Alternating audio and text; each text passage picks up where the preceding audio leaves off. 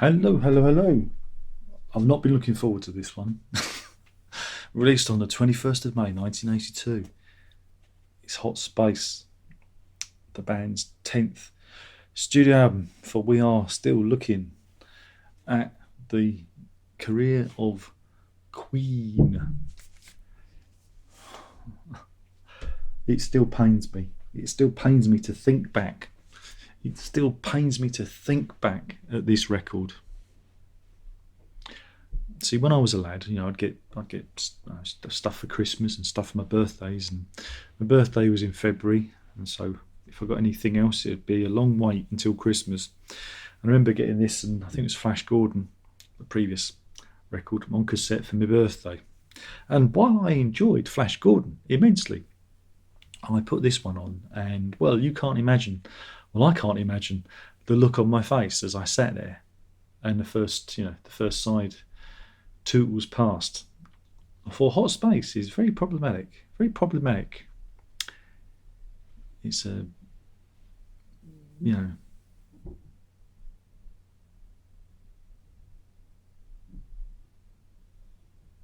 very problematic. I just can't. And I was so disappointed. I listened to it. I was so disappointed by it that I thought, oh God, why did I get this for my birthday? And in those days, when you're young, it kind of was important and it meant something. Especially as I didn't have any money. I was relatively poor, and I didn't. Then would it have been? Wouldn't have got much pocket money, And I was like, oh, I wasted a birthday present here. I could have got something else. And it still pains me to this day. It still pains me to this day. So yeah, what is Hot Space? Hot turd. Oh God, where to begin? Start at the beginning. It's a game of two halves. The first half of the album is so bad, it's not even funny. And if you're going to defend this album in the comments, don't even bother. Just don't. Just do. I do not consider you a Queen fan if you defend this in the comments. Just don't do it, because you're not being clever. This album, even if you reevaluate it now, it's the first side of it is so bad. So it opens with Stay in Power, and you immediately hear, well, everything's kind of stripped back, and you've got this kind of, for a band that didn't use synthesizers, they decided, hey, let's just do everything on synthesizers. And it's just, it's this awful kind of, they say it's disco, or I don't know, is it funk? I don't even want to talk about it. It's so bad. But it does have horns in it, arranged by famous producer Arif Mardin. He produced loads of famous people back in the day. Bee Gees, Aretha Franklin, Chaka Khan.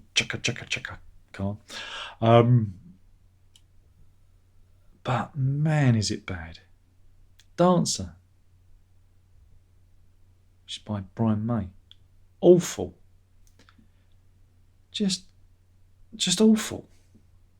So you have Mercury with Stay in Power, May with Dancer. So they're all doing this kind of funk soul thing. Back Chat is another one.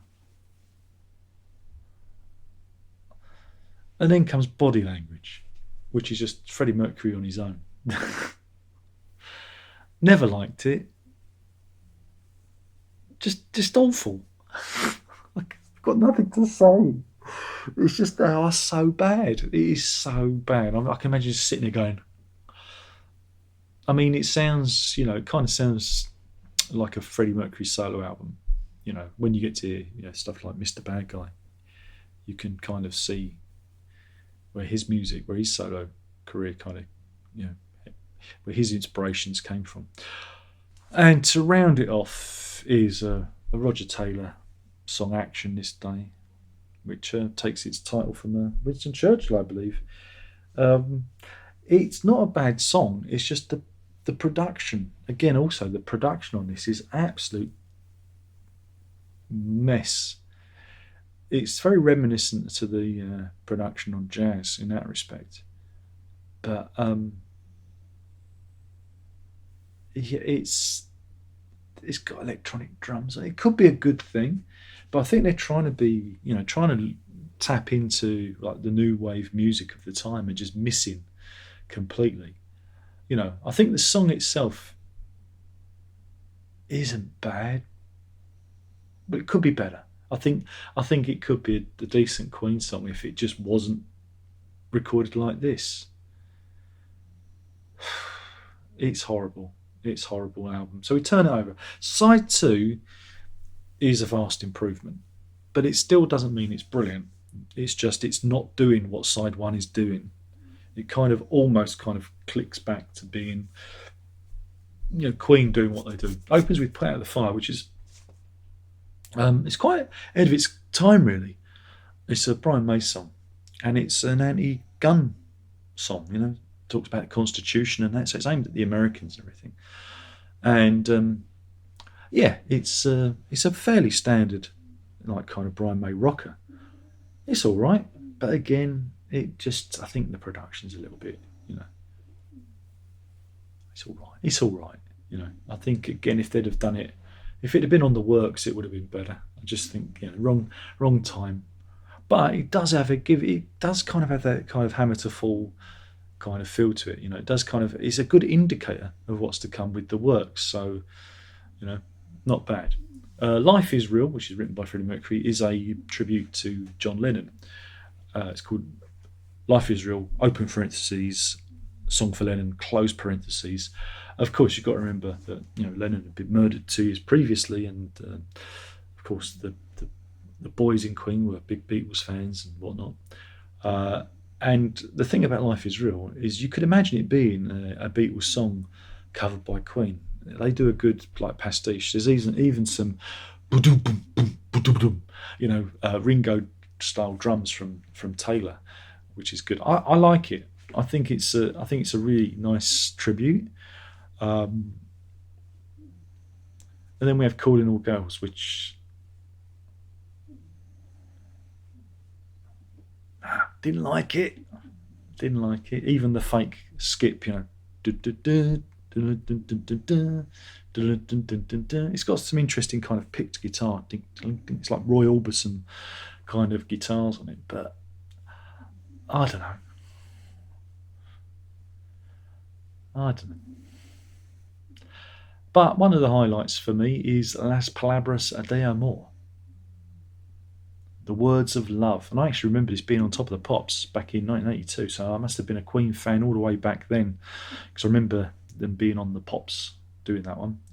I think it was a hit, and I like it. It's a really good. And again, that's when in terms of if you want to listen to what's wrong with the album, then listen to this one, because this one has all the production features and all the sounds. You can actually hear John Deacon's bass playing properly.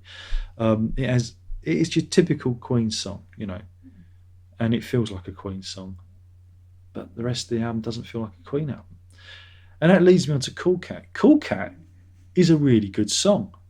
Cool Cat is a great song. However, it ain't a Queen song. And I was talking to the missus about this. I was saying, again, they were ahead of the game because it kind of predates the stuff that, came. There was a lot of kind of, what do I guess you call it, soul, kind of white soul music or 80s soul in the maybe 2-3 years after this. I was thinking of Sade actually. I was thinking if Sade had sung this and put this out, it would have been a massive hit. And I think the problem with it is that Mercury's singing it it's in a very high falsetto vocal range, and I think it would have been suited to a female singer. I think it should have been maybe a female singer singing on it as guest performer, because you have Bowie on it. Bowie was meant to be on this, but he asked his vocals to be removed at a very late date. I think it was meant to, like the album was going out and he asked it to be removed. And I think a few test pressings got out. It was one of those stories. But I was thinking now it would be a much better song if they'd had a female singer, singing over it. But it doesn't sound particularly Queenish, but it shows that they can do any genre they turn their mind to. But again, I think just the vocals, doesn't work. I like it musically, but I know it sounds like I'm contradicting myself, but trust me on this. There's just something not right about it. I think it's the vocals. I think that's the issue. And then finally, we've been wading through the turds. We've been knee deep in the muck. We get to a diamond and we spit, we polish it off, and it is Under Pressure. It's the duet with Bowie and the band. And yeah, it's just, well, it's Under Pressure. It's one of the greatest songs ever recorded. One of the greatest duets recorded. And what can you say? It's brilliant. But boy,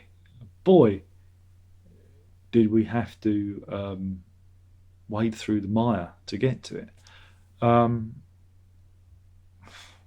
again, if you look at Under Pressure and La Palabras de Amor, right? Those are the Queen songs on this Queen album. The rest of them aren't particularly Queenish. You know, Life Is Real I give a pass because it was meant to be like a tribute parody of, of Lennon and McCartney and the Beatles and everything. So I'll give them that. But the rest of it, I don't think sounds particularly Queenish. They kind of lost their way stylistically. I think they were trying to be too radical. I think that's the problem with the album. They're trying to be too radical. They were trying to be too ahead of the curve. And sometimes when you're trying to too hard, you miss the wave completely. And I think that's what happened with this album. But yeah, I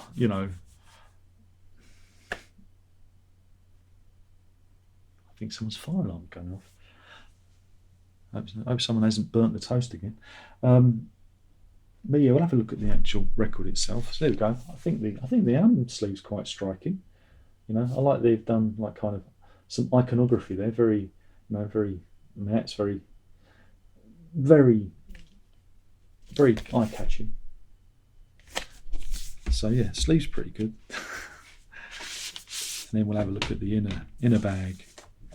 We can sing along. We have lyrics, and again the faces replicated in the primary colours.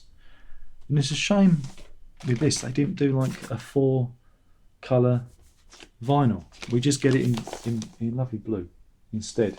But just imagine if they'd have done like 4. They can do that. It would have been a bit smeary in the middle, but that's doable. That would have been cool, wouldn't it? That would have been cool. But yeah, I listened to it again, and I still think it's as bad as I remember it. I'll give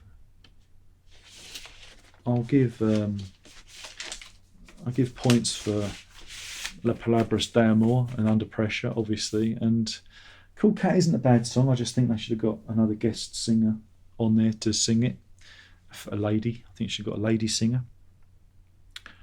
And yeah, so that's my critique of Hot Space. Oh, of course, got to do this. Got to do the thumbnail, haven't we? So should we do the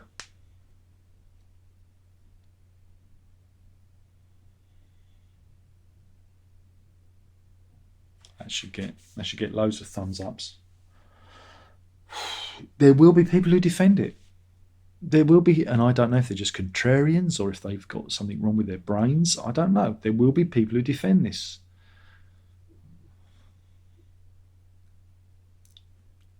I don't understand. Anyway, thank you for watching. Thankfully, the next album is a bloody corker. It's a bloody corker.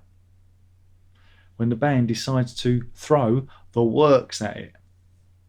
That's why it's called The Works. So yeah, join me for the next one.